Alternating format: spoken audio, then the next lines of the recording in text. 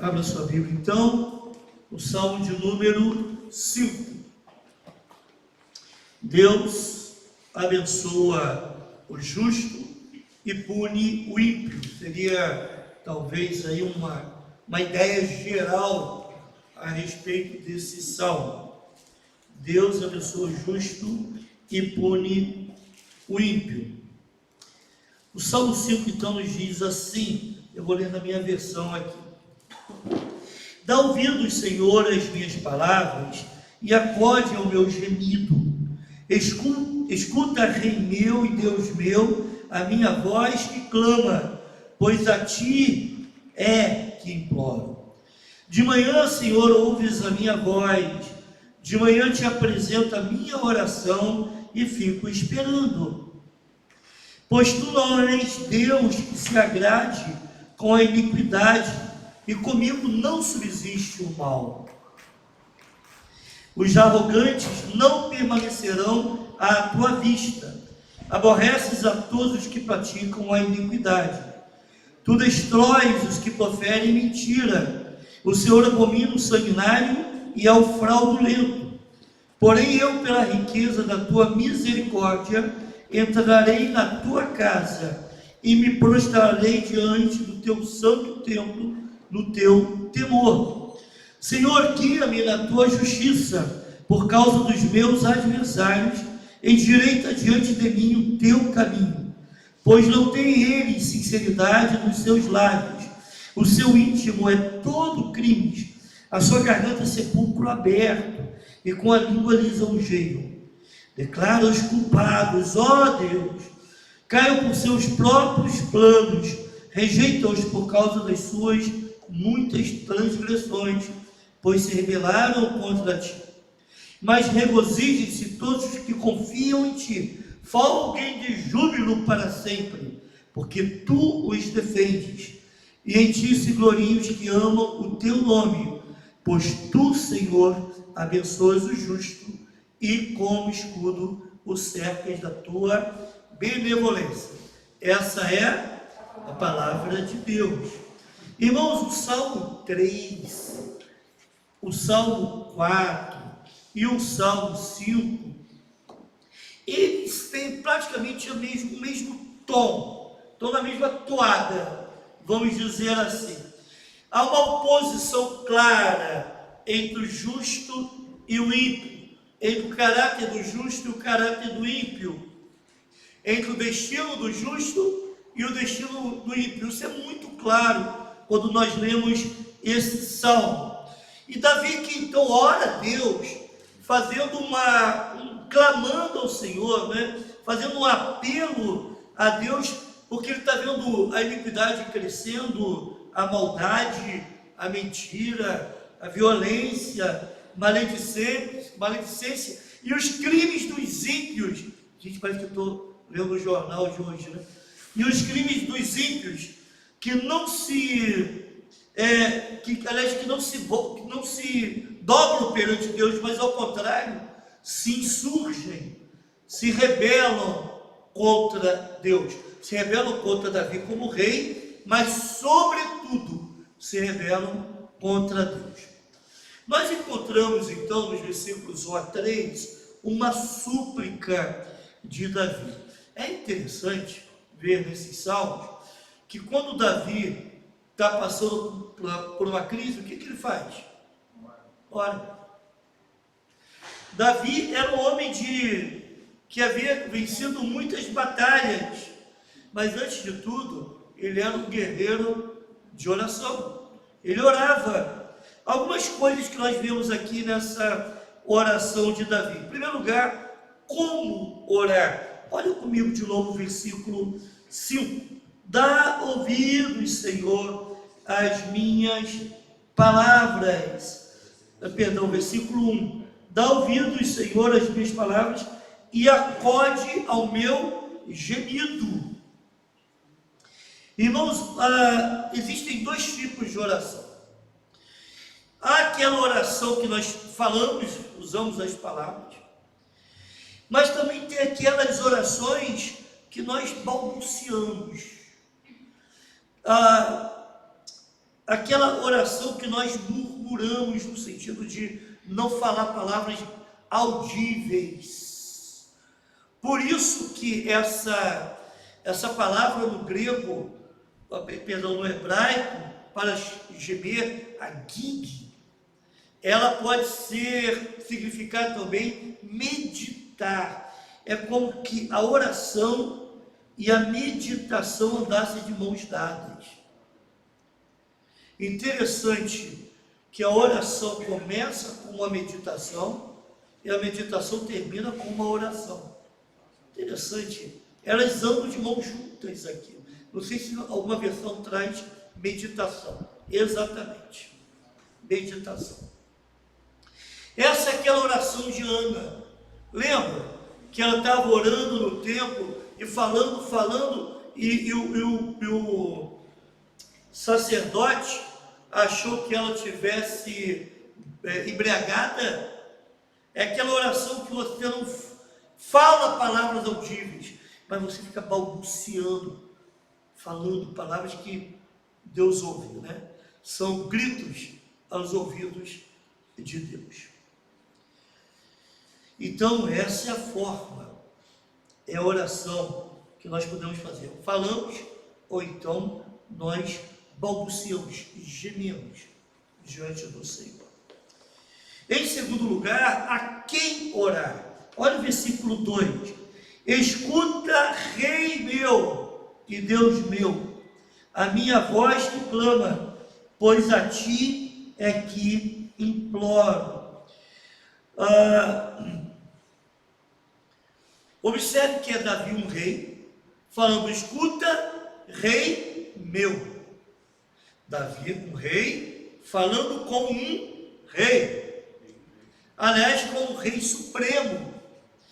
A ideia aqui, irmãos, não é simplesmente de se voltar e conversar com o seu Deus, de conversar com o ente supremo, não é? Com a pessoa de Deus e toda a sua majestade. Mas a ideia aqui de Davi, e o versículo 1 nos ajuda a entender isso, é muito mais um relacionamento pessoal, é uma conversa com Deus, porque Davi não é estranho a esse Deus, entende? A esse rei dele, o grande rei. Davi não é estranho, por isso que Spurgeon diz que não somos estranhos a ele, visto que ele é o rei da nossa vida. Por isso que Davi, na sua oração, ele conversa com o Deus dele, com que ele se relaciona, ele ora a esse Deus. E também, quando orar? Olha o início do versículo 3. Quando orar, irmãos? De manhã. De manhã. Davi tinha pouca coisa para fazer como rei. Tinha muita coisa. Mas ele não podia começar a sua agenda do dia sem falar com Deus. Como dizem alguns, não trabalha bem quem não ora bem. Não é? Não trabalha bem quem não ora bem. Ou seja, quem não ora não está preparado para os desafios que se inicia, do dia que se inicia. Sem oração, enfrentar esses desafios se torna muito mais difícil, não é? De novo, Spurgeon, ele fala que a oração deve ser a chave do dia e a fechadura da noite. A oração deve ser a chave do dia e a fechadura da noite. Você abre o dia com oração e fecha o seu dia com a sua noite, não é? Com oração. Essa expressão, irmãos, de manhã, né, do versículo 3, a parte B também, de manhã Senhor ouves a minha voz, de manhã te apresento a minha oração e fico esperando. Isso aqui é um termo militar. De manhã eu apresento a minha oração e fico esperando. Na realidade, o que Davi está dizendo é o seguinte: de manhã eu coloco as minhas orações em ordem. É como se ele tivesse todo o arquivo organizado das orações, pastas e subpastas ali, não é? Então ele vai lá, abre, clica na pasta, e abre aquela pasta, tem outras subpastas, clica lá naquelas subpastas. Interessante, né? Davi era organizado nas suas orações, né? Às vezes a gente se perde. Se nós não formos organizados nas orações, a gente se perde. Quer ver uma coisa? Deus responde a oração que nós fizemos e a gente não se toca, porque não somos organizados, entende? Mas quando a gente tem uma certa organização, né, eu não sei se quanto a vocês, eu separo as minhas orações em dias. Na segunda hora por alguns motivos, na terça por outro, na quarta por outro, na quinta por outro, na sexta por outro, no sábado por outro, domingo eu estou na igreja. Não é? Mas eu separo por dias. Né? Separo os membros da igreja por dias também. Segunda hora quantidade de membros, terça-feira outra quantidade de membros, quarta-feira, e assim vai. Com isso, de vez em quando eu vou lá arriscando algumas situações, alguns pedidos, né? Eu tinha alguns nomes, ainda tem, de pessoas que estavam afastadas do Evangelho, e estava orando por elas, e agora eu posso ver que tem vários nomes lá riscados, porque essas pessoas voltaram não necessariamente para a igreja batista, até voltaram alguns, outros para outras igrejas evangélicas, mas voltaram para o Evangelho. Então Davi era um homem assim, ele era organizado nas suas orações. Davi não era, conforme Wisby fala, também um comentarista, Davi não era apenas fiel em suas orações matutinas, mas ele era organizado, ele era sistemático nessas orações. E também, qual a atitude depois de orar? Olha o final do versículo 3. E fico esperando. E fico esperando. Irmãos,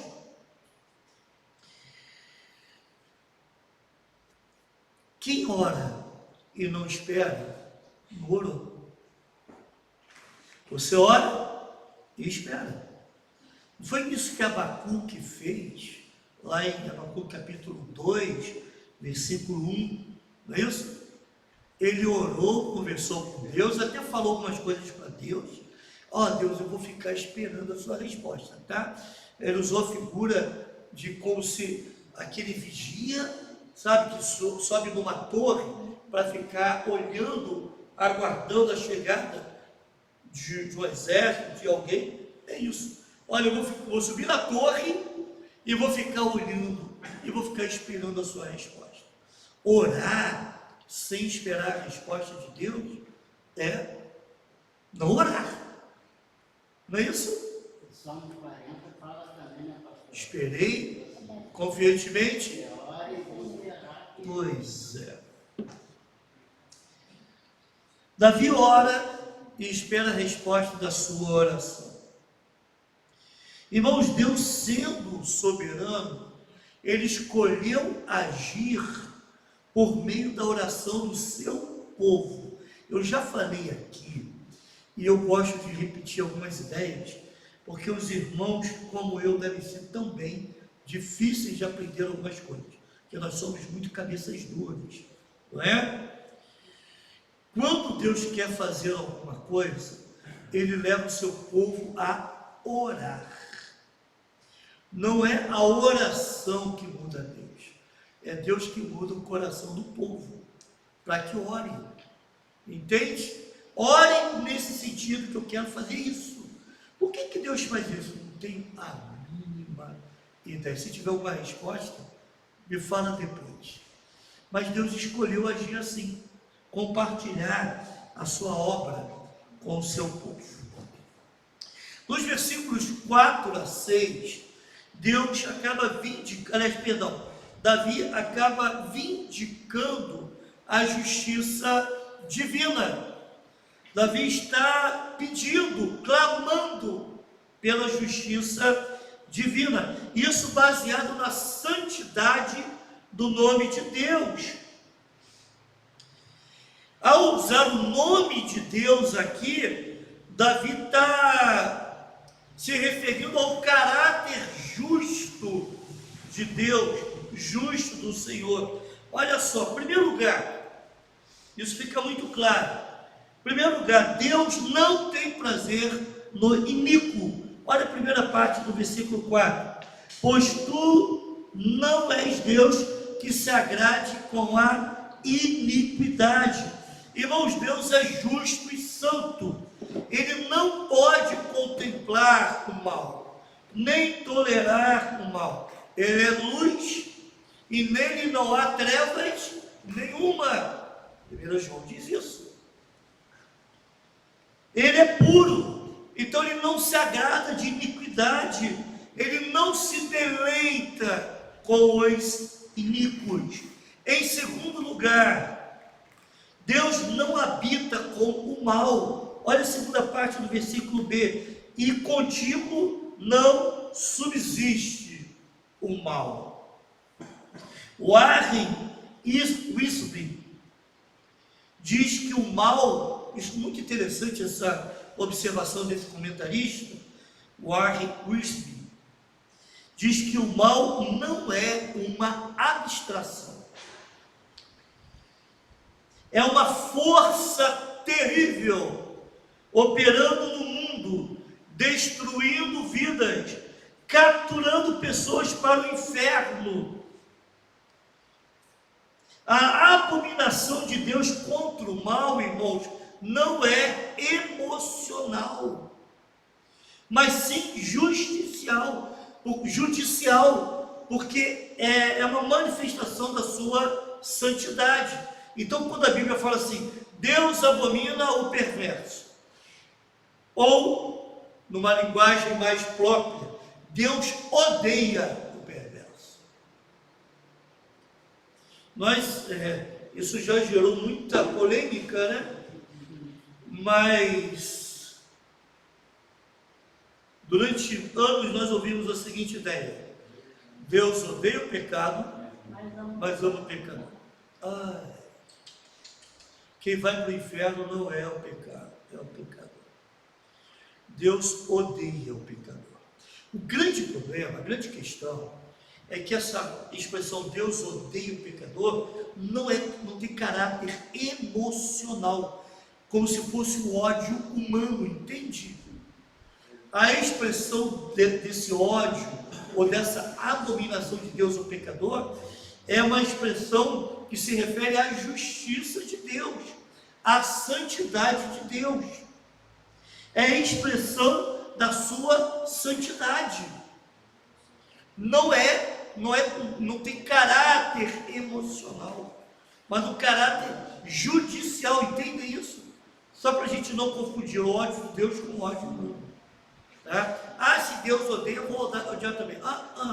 Deus nos manda amar até aqueles que nos perseguem. Não é isso? Então, não confunda, não tente justificar uma coisa com a outra.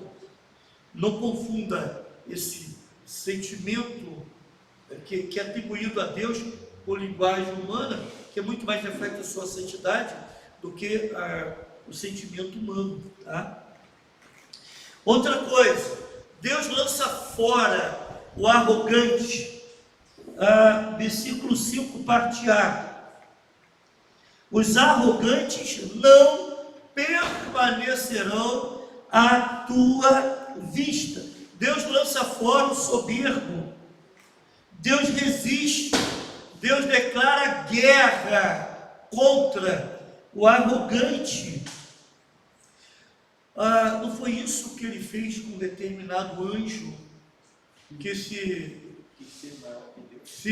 quis ser maior do que Deus, que se mostrou soberbo e arrogante perante Deus? Ele não lançou para fora. Não foi isso que Deus fez com Adão e Eva, que quiseram ser como Deus e se rebelaram contra Deus, e Deus os expulsou do Éden? E Deus vai fazer o mesmo com todo aquele que é arrogante perante o Senhor. Sabe o que o arrogante faz? Ele chega para Deus e fala assim: eu não preciso de ti, eu não quero me render a ti, eu me revolto contra ti. É isso que o arrogante faz. Todo pecado é rebelião contra Deus, né? Como disse John MacArthur, aprendi isso ontem com o irmão Gabriel. Parte B, no versículo 5, Deus aborrece o que vive na prática da iniquidade. Parte B, aborreces a todos os que praticam a iniquidade. Irmãos, Deus não se aborrece apenas da iniquidade. Deus se aborrece daquele que pratica a iniquidade. Deus não tem prazer na vida do ímpio. Agora, preste atenção, de novo citando Spurgeon. Se a ira de Deus contra os que praticam a iniquidade é grande, né? Se a ira de Deus é contra os que praticam a iniquidade, como é grande a ira contra a própria iniquidade. De qualquer forma, Deus aborrece aquele que pratica a iniquidade. Conforme o Arlen Wisby também diz, o Senhor espera que aqueles que o amam também amem e aborreçam as mesmas coisas que ele. Interessante isso. Eu me lembro que, acho que Romanos capítulo 1, quando Paulo faz uma descrição do que os homens estavam fazendo por terem se afastado de Deus, no final ele diz assim: eles não somente fazem isso, mas também aprovam aqueles que fazem. Irmãos, de vez em quando eu vejo o crente batendo palma para pecador, apoiando, aplaudindo atitudes ímpias. Deus não gosta disso, não. Vou repetir: o Senhor espera que aqueles que o amam também amem e aborreçam as mesmas coisas que ele ama e aborrece. Também, em relação a esse iníquo, esse ímpio, esse homem que se rebela contra Deus, é arrogante, nós encontramos que Deus destrói o mentiroso. Olha a primeira parte do versículo 6. Tu destróis os que proferem mentira. Deus abomina, destrói o que profere mentira. Deus odeia a mentira. Por quê, irmãos? A mentira, qual a procedência da mentira? Pois é. A mentira tem procedência maligna. Apocalipse capítulo 21, versículo 8, diz que os mentirosos serão lançados no lago de fogo, porque Deus odeia a mentira. E em sexto lugar, Deus também abomina o sanguinário e o fraudulento. Olha a segunda parte do versículo 6. O Senhor abomina ao sanguinário e ao fraudulento, ou seja, Deus abomina aquele que atenta contra a vida do próximo e também aquele que usa de meios ilegais, ilícitos, para saquear os bens do próximo. Deus abomina essas pessoas. Ok? E uma última parte que nós encontramos nesse capítulo, ou nesse salmo, é uma declaração ou uma atitude de sujeição ao Senhor. Observe que Davi, ele ele caracterizou muito bem quem é esse ímpio e o que Deus faz com ele. Agora, ele vai falar sobre o justo, vai falar a respeito do justo. Ele vai contrastar a sua própria vida com a vida dos ímpios. Em primeiro lugar, nós temos um pedido de orientação, irmãos.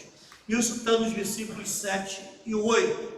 Eu vou ver daqui a pouco, eu vou ler esses versículos aqui. Davi não é o arrogante, não é um arrogante, conforme nós vimos anteriormente.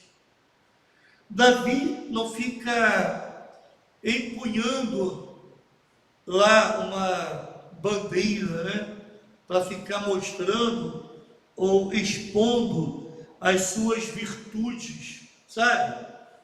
Então o que eu estou querendo dizer, né? Ficar apontando o tempo todo como que ele é bom, como que ele é sábio, como que ele é grande, ele é o cara, né? Davi não fica empunhando ou chamando a atenção para si mesmo. Davi está preocupado, e ele está firmado na misericórdia de Deus. Então, duas coisas chamam a atenção aqui, nos versículos 7 e 8. Lá no versículo 7, nós encontramos que ele é um adorador que busca a casa de Deus. Olha o versículo 7 comigo. Porém, eu, pela riqueza da tua misericórdia, entrarei na tua casa e me prostrarei diante do teu santo templo, no teu temor. É uma pessoa que está buscando orientação, mas ele vai buscar orientação aonde, irmãos? Na casa de Deus. É interessante que às vezes o irmão está confuso, passando por alguma situação, algum problema, ou alguma crise espiritual, e uma das primeiras coisas que ele faz é abandonar os cultos, abandonar a igreja, abandonar a convivência com os santos. Ele está precisando de orientação. Onde que tem que buscar? É no meio do povo de Deus, é na casa do Senhor, é onde o povo se reúne para culto, é onde a igreja local está.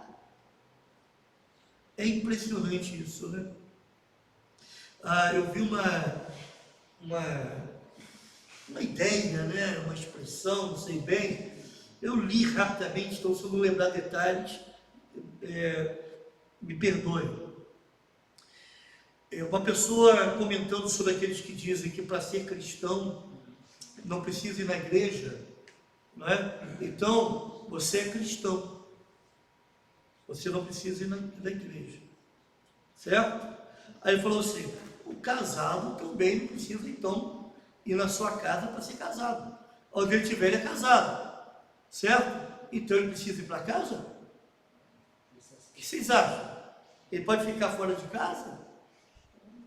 É estranho isso. É possível ser casado sem estar dentro de casa? Então é impossível ser cristão sem estar na igreja. É impossível, irmãos.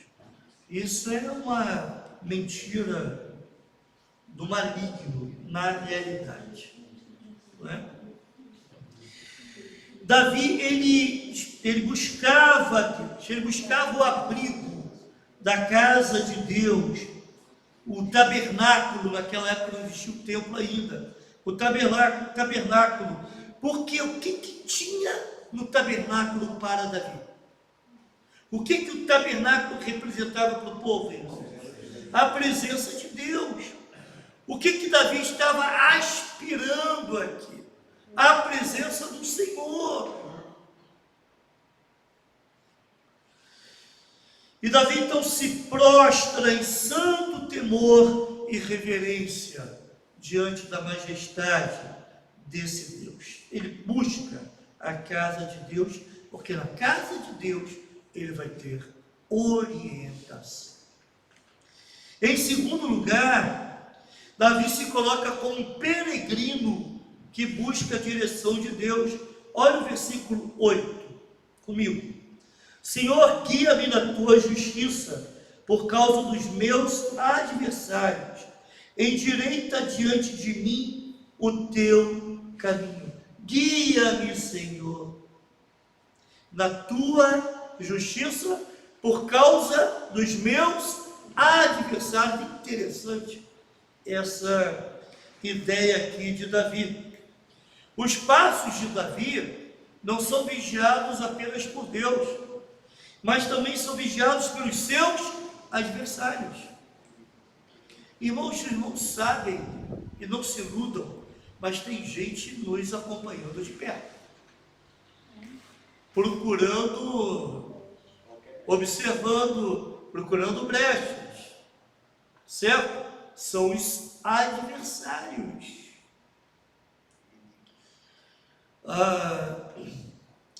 Para depois falar, ué, não é crente? Você não falou que é crente? Como é que crente tem uma coisa assim? Como é que crente faz uma coisa dessa? Não é crente? Pois é. Davi está preocupado com os seus adversários pelo seguinte motivo: ele não quer ter uma vida inconsistente e nem ser causa de tropeço para ninguém. Então, se eu sou um adorador, se eu sou um servo do Senhor, eu preciso ter uma vida consistente, não é? Estava conversando com uma irmã esses dias e ela falou que uma jovem entrou para a igreja e chegou lá falando: eu quero cantar, eu quero falar, quero dar meu testemunho, quero fazer isso, fazer aquilo. E essa irmã, como ela teve raízes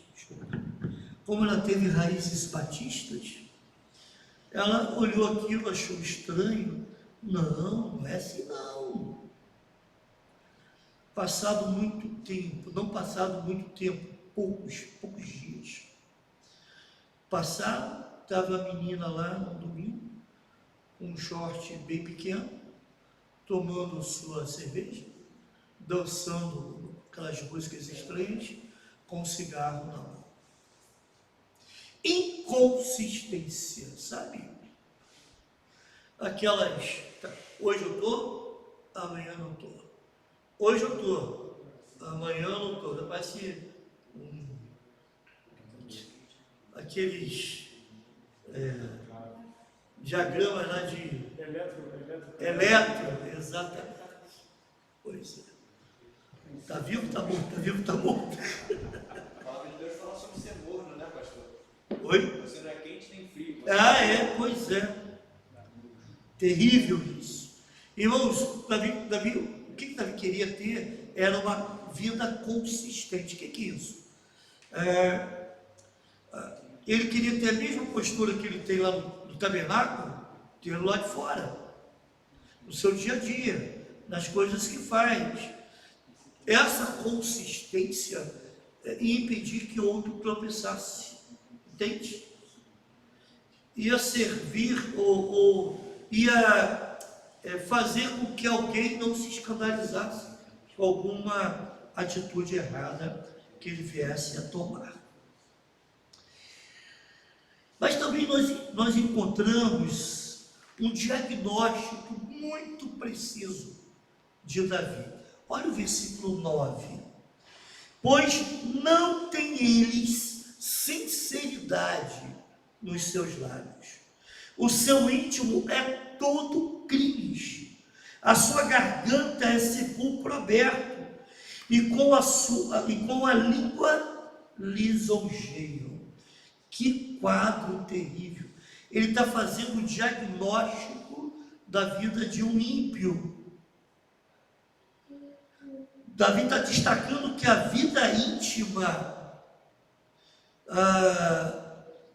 desse ímpio, o que procede dessa vida íntima desse ímpio, que justamente são os pecados da língua. Porque o coração, que é o laboratório de todos os crimes, é todo crimes. O coração dos ímpios, que ele fala assim, o seu íntimo é todo crimes. O coração dos ímpios é todo tomado por crimes. Não se iludam com palavras amáveis e afáveis, cuidado. Com tais pessoas, todos os recursos da fala. Observe que Davi usa aqui, o versículo 9, né? Lábios, na primeira parte, e ele está falando sobre garganta, e está falando sobre língua aqui. São todos os recursos da fala. O que acontece é o seguinte, que para esse ímpio, todos os recursos da fala se combinam para alcançar, ou até mesmo para esconder, os desígnios do coração. Ele usa tudo aquilo que é responsável pela fala, para expressar os desígnios do coração, ou então até mesmo para esconder, tá? Mas o ímpio faz isso, usa os recursos da fala nesse sentido. O versículo 10, então, traz um pedido de retribuição.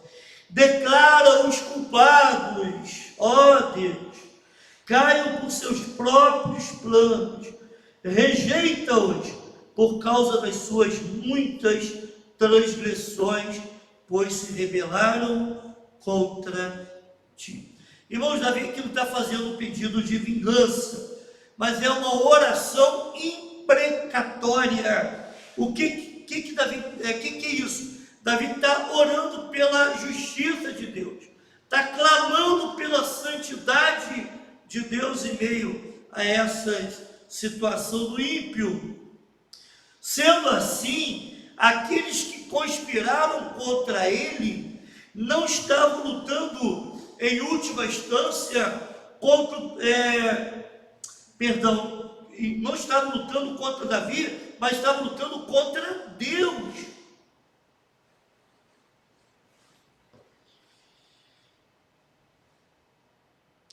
Então, Davi está dizendo, Senhor, no versículo 10, declara os culpados. Interessante que Davi poderia ter ordenado aos seus exércitos que exterminassem seus inimigos. Mas ele está entregando os seus adversários nas mãos de Deus. Os irmãos se lembram daquele episódio de Absalão? Absalão, então, foi guerrear contra Davi. Aliás, contra Davi, não, contra outro rei lá, que eu não me lembro qual foi. Como é que Absalão morreu? Ele ficou preso pelos camelos. Interessante que a Bíblia fala lá em 2 Samuel capítulo 18, versículo 8, que o bosque matou mais. Os que foram mortos pelo bosque naquele dia foi um número maior do que os que foram mortos pela espada. Interessante isso, né? O bosque naquele dia consumiu mais gente do que a espada. 2 Samuel capítulo 18, versículo 8. Davi entregou os seus adversários nas mãos de Deus, para que Deus então exercesse sua justiça, baseado na sua santidade. A derrota desses inimigos não se devia ou não se deveu à sua rebelião contra Davi, mas o grande pecado deles foi terem se rebelado contra Deus. Por isso que Deus agiu dessa forma. E no versículo 11, irmãos, nós encontramos, ainda se referindo ao justo, uma alegria, com uma motivação muito firme, muito grande, muito robusta. Olha o versículo 11 comigo. Mas regozijem-se todos os que confiam em ti, folguem de júbilo para sempre, porque tu os defendes. e em ti se gloriem os que amam o teu nome. A alegria do povo de Deus não é carnal. A alegria do povo de Deus não é mundana. Me vem à mente aqui algumas coisas que ultimamente têm me desagradado muito. Vou falar antes de uma coisa que me agrada.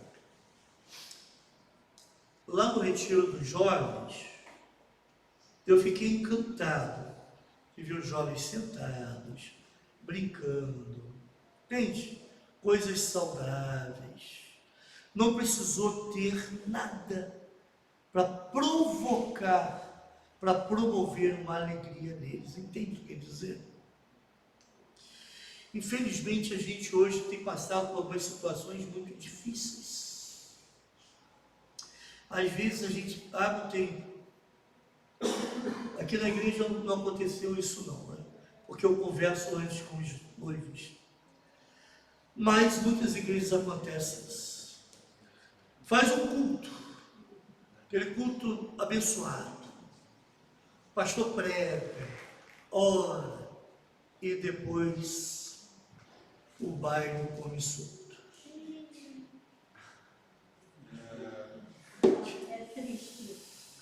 E alguns lugares até servem bebida alcoólica.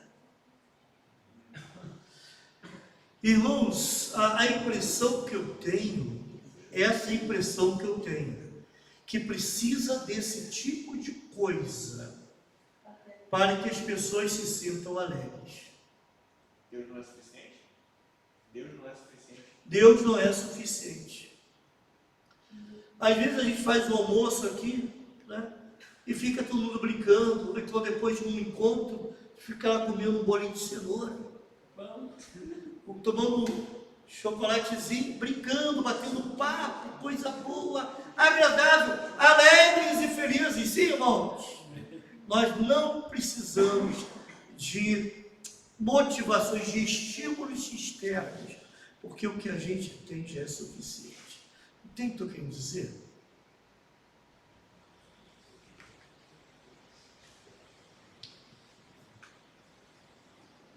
A alegria do povo de Deus não é carnal nem mundana.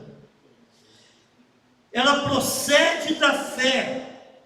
E são os que confiam em Deus que podem de fato se regozijar, tendo em vista que essa alegria não é passageira, ela não é superficial. Pastor Hernandes Dias Lopes usa a seguinte palavra: perfunctória. Meu Deus, que palavra é essa? Eu tenho que procurar lá no dicionário. Ela não é superficial, não é passageira, não é algo que acaba rápido. A alegria do crente, ela é eterna, irmãos, porque é o próprio Deus que é a razão da nossa alegria. Ainda que a vide não floresça, não é? Oi? Ainda que a videira não floresça e a vide não dê seu fruto, ainda que os montes se lancem no mar, eu louvarei ao meu Senhor. Por quê? Eu não olho as circunstâncias, olho o seu amor, não me firmo, não me guio por vista. Alegre-os. Diferença de alegria e euforia. Alegria e euforia. Por isso que eu não gosto daquele canto que Jesus é euforia. Jesus não é euforia. Euforia é uma coisa meio incontrolável. Você já viu alguém eufórico? Não. A alegria do crente é controlável. Ele não fica pulando aqui igual um doido, né, fazendo trenzinho e fazendo um monte de coisinha, não. A euforia, ela depende de fator externo, né? Ela é provocada, o tempo todo provocada. Deus é o manancial da nossa alegria. Amém, irmãos? E para o último versículo 12, uma bênção com poderosa proteção. Versículo 12: pois tu, Senhor, abençoas o justo, e como escudo o cercas da tua benevolência.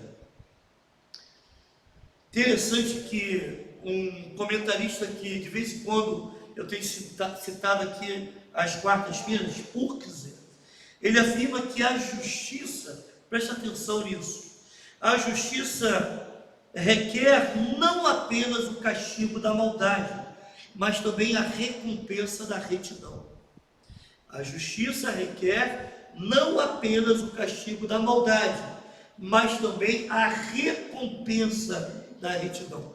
O justo, ele é abençoado, o justo é protegido. E a figura que Davi usa, escudo, só para os irmãos entenderem, o escudo era uma defesa para todo o corpo, certo? É diferente de uma coisa pequena, assim, igual o Capitão América, né? Aquela, como é que se chama aquele negócio mesmo? Escudo. É escudo mesmo. Shield. É diferente do escudo do Capitão América. O escudo daquela época era uma defesa para todo o corpo. E Spurgeon disse que era uma peça projetada para a defesa do corpo inteiro. Então, lembra de Paulo dizendo que a fé, o escudo da fé, que nós devemos embrasar, né? O escudo da fé, empunhar o escudo da fé. Então, a fé, como escudo, é uma armadura sobre a armadura. Interessante isso. A fé, então, é a graça que guarda todas as outras graças. Isso diferencia o justo do ímpio. Por isso que o justo é abençoado e o ímpio recebe a condenação de Deus. Amém, irmãos? Que o Senhor, então, nos abençoe. Vamos orar? Obrigado, Senhor, por essa reflexão. Ajuda-nos, ó Pai, na compreensão da Tua palavra. Obrigado por esse tempo de oração que passamos aqui. E, ó Deus, que nós possamos cada vez mais percebermos a diferença entre justos e ímpios, e como justos buscarmos ainda mais te adorar, te servir, buscar orientação em Ti, confiando em Ti e nos alegrando em Ti. Nós oramos em nome de Jesus. Amém.